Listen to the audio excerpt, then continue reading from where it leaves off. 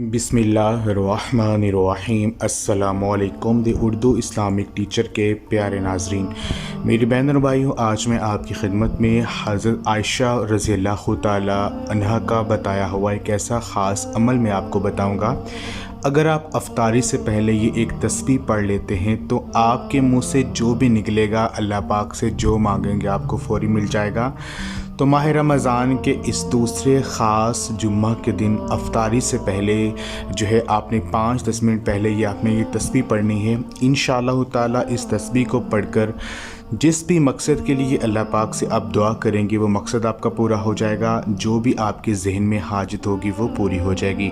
मेरी वो बहनें और भाई जिनकी दुआएं कबूल नहीं हो रही हैं, जिनकी दुआओं की कबूलियत के रास्ते में रुकावटें आ रही हैं, तो ये अमल आज़मा लें। इंशाअल्लाह ताला गारंटी के साथ उन्हें कामयाबी मिल जाएगी।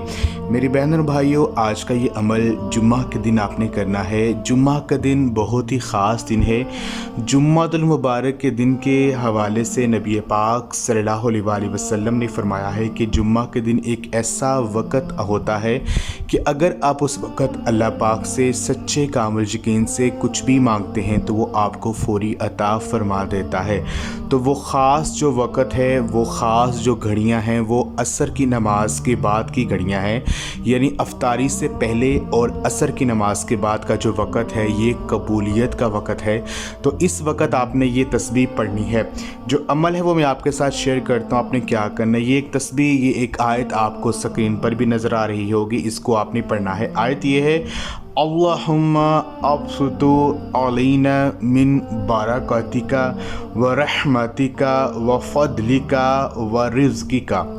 ये आयत आपने जो है इसको 129 दफ़ा आपने पढ़ना है। अव्वल और आखिर 3-3 बार दुरूद पाक आप पढ़ लें और दरमियान में इस आयत की आपने तस्बीह पढ़नी है 129 दफ़ा, यानी 129 टाइम्स।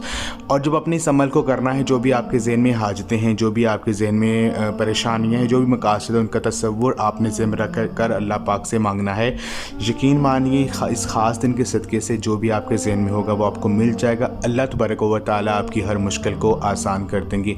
ये अमल आप खुद भी करें और इस वीडियो को आप लाजमी शेयर भी करें। जज़ाकल्लाह।